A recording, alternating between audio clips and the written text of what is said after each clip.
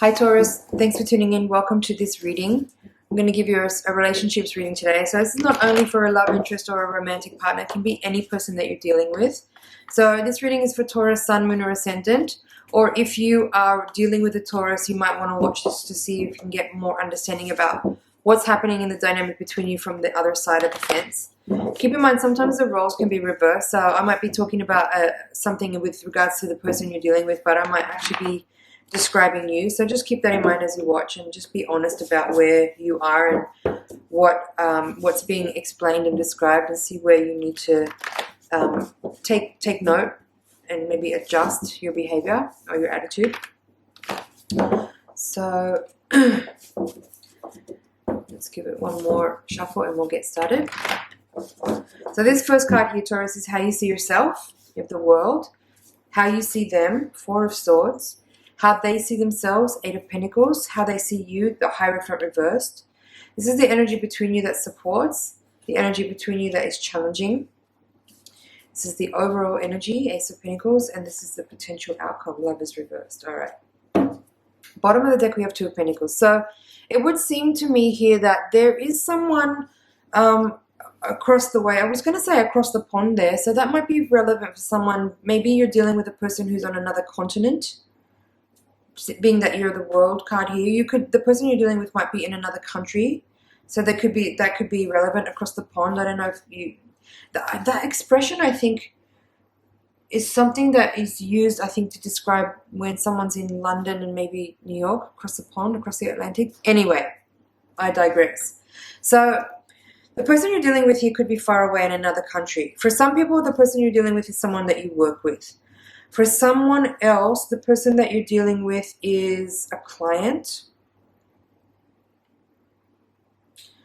And for someone else, the person that you're dealing with could be a boss.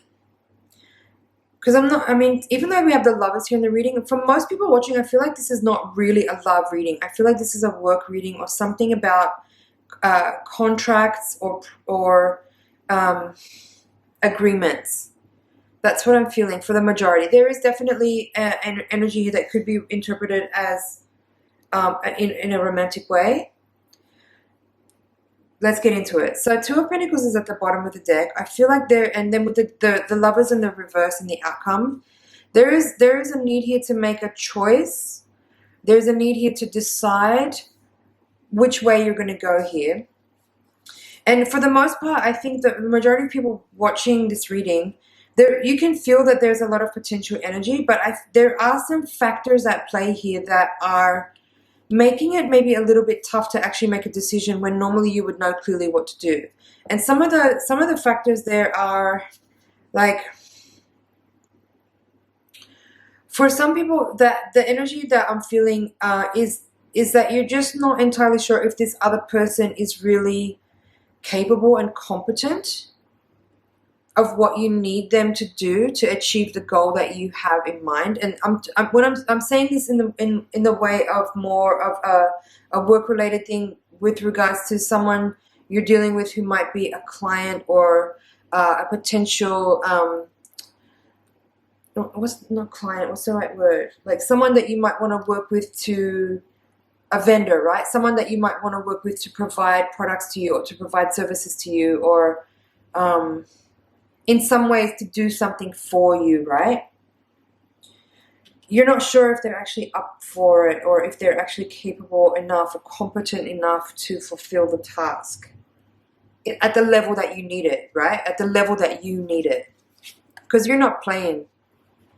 You're coming up here as the World. So your standards are incredibly high. You have a lot to achieve. You have a lot to attain, and you want the best, and you're not willing to compromise at all on that standard.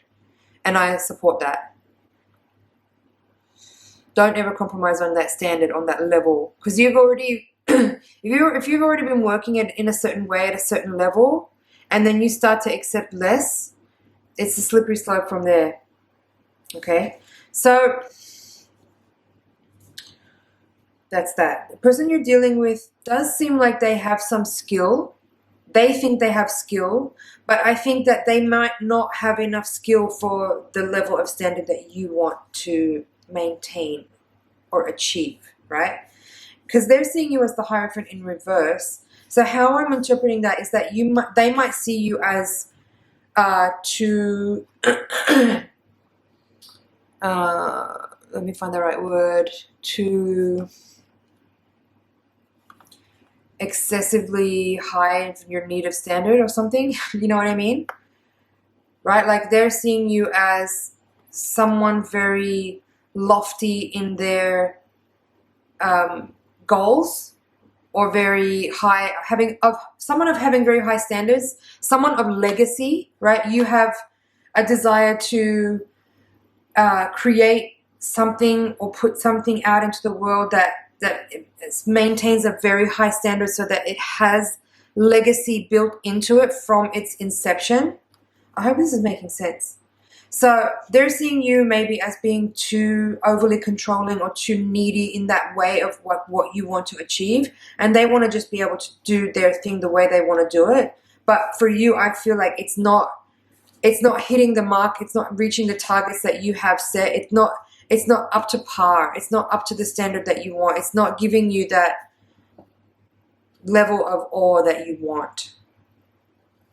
And so this central part of the reading with the Knight of Pentacles in the reverse position crossed by the Eight of Cups, I would have to say here that, and then with the Lovers in the reverse and the outcome, I would have to say here that it makes sense for you to go your own ways, because you have an understanding that you have different values maybe, or you have different perception of what standard of quality is acceptable. And while there is potential, I think individuals have different values, different needs, different qualities, different standards of, like I said, what's acceptable or what is possible or what is good enough. And I think what you want to achieve, the level of quality and standard that you want to achieve, which has, as I said, like a kind of legacy built into it from before it's even created, then maybe this person isn't going to be able to fulfill the standard of quality that you need to be satisfied. And I think that's why the Lovers in reverse. I think these individuals cannot reach an agreement. They cannot sign a contract. They cannot go into business together. They cannot commit to each other. The Hierophant reverse and the Knight of Pentacles reverse are both like no commitment. Cannot commit. Can't agree. Can't be loyal. Can't see eye to eye. Don't have patience for each other. Don't have maybe even respect for each other. Don't have loyalty for each other. Okay? And then so with the Lovers in reverse and the outcome, it's like no contract. Can't sign up for that. Can't agree to that. Can't work with that. Sorry.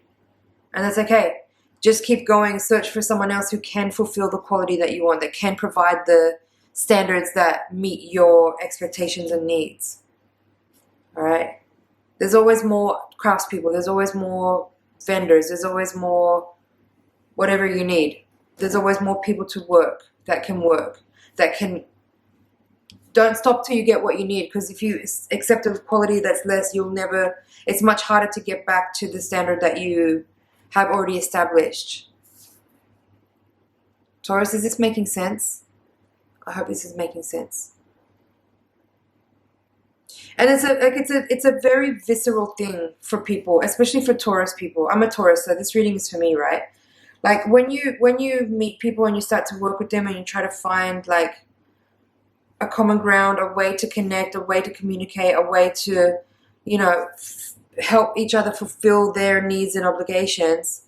But if things start to slide and quality starts to kind of be compromised and there's less of an ability to find appreciation for each other, then the other person might start to see you as overly controlling and maybe even like almost dogmatic and tyrannical in your need for that level of standard. But that you don't need to set your standards at their level of need. You need to set your standard at your level of need, because you have to live with yourself. You have to go to bed at night and feel like you succeeded at what you set out to achieve. You don't need to give a shit about what this person thinks about you.